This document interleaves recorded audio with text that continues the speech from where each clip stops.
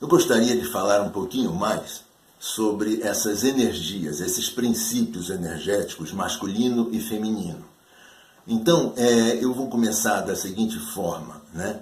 Ou seja, eu trouxe até uma colinha para usar as palavras certas, porque o próprio guia diz, as palavras são inadequadas. Nós não conseguimos, com palavras, oferecer o conteúdo, oferecer a impressão certa do que significa cada uma dessas coisas dentro da nossa existência, tanto num corpo feminino quanto num corpo masculino.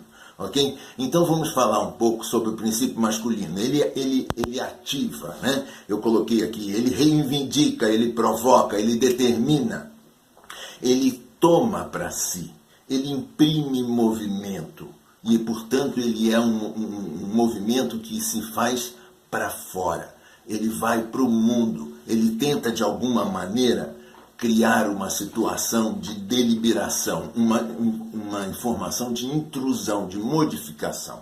Da mesma forma, ou pelo menos do outro lado, o movimento feminino, ele também é diferente, ou seja, ele tenta receber, ele tenta aceitar, ele tenta deixar do jeito que está, ele tenta observar, ele tenta aguardar para ver o que é. Portanto, ele é um movimento para dentro.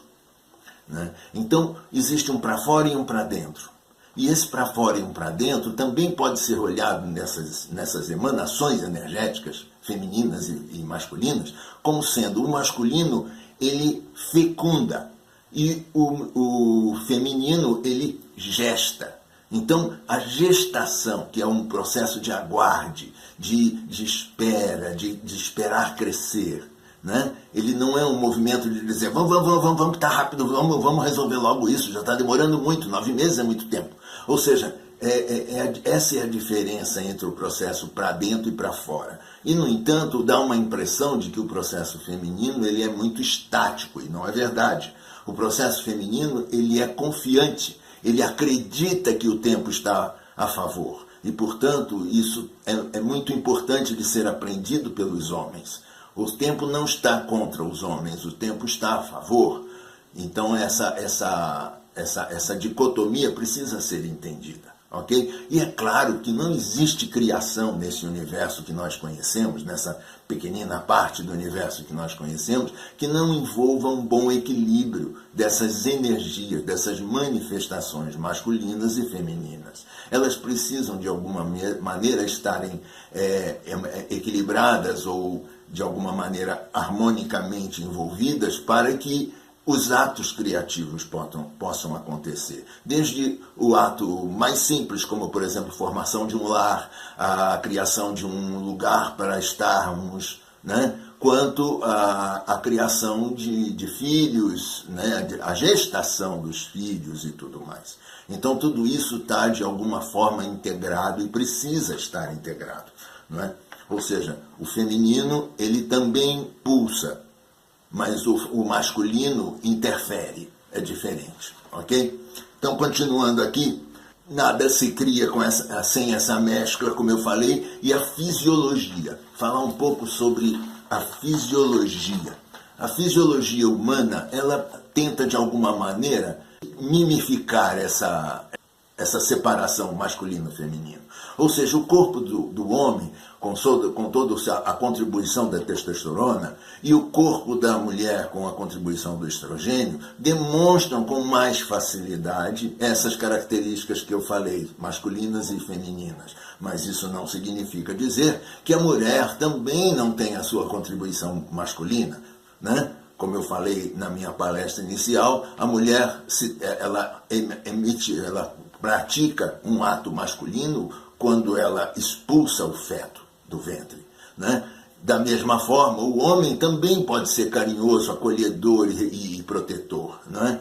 E ele também tem fisiologia para isso, embora o corpo dele esteja preparado para algo diferente. Então, eu acredito que a nossa fisiologia ela é simplesmente algo que facilita com que nós possamos fazer bom uso do que Deus nos deu. né? Então, é como que se eu pudesse, de alguma maneira, ter mais facilidade de ir para um caminho do que para o outro. Mas isso não significa dizer que eu não possa alternar o para dentro e o para fora, em ambos os sexos, em ambas as emanações fisiológicas. Mas é importante que a gente perceba, e eu espero ter deixado essa noção para vocês, de que esses princípios, eles não são corporais, eles não são físicos, eles são manifestações energéticas, tá certo? Que, de alguma maneira, se colocam manifestas, né? no nosso dia a dia, no nosso habitat, ok? E é claro que existem também distorções, e portanto as distorções desses princípios masculinos e femininos, eles também nos causam dificuldade. Obviamente eu já respondi muitas das perguntas e a gente já discutiu isso bastante nos questionamentos dos grupos, mas é importante vocês perceberem de que, por exemplo, toda vez que um homem, numa relação amorosa, não oferece o para fora que o feminino espera, significa dizer que, de alguma maneira, esse feminino não está esperando, não está recebendo o que é esperado dessa criatura. Da mesma forma, a mulher, que de alguma maneira se torna muito intrusiva e muito controladora e muito determinante no processo do encontro, obviamente cria dificuldades para o masculino, que por sua vez se sente sem função.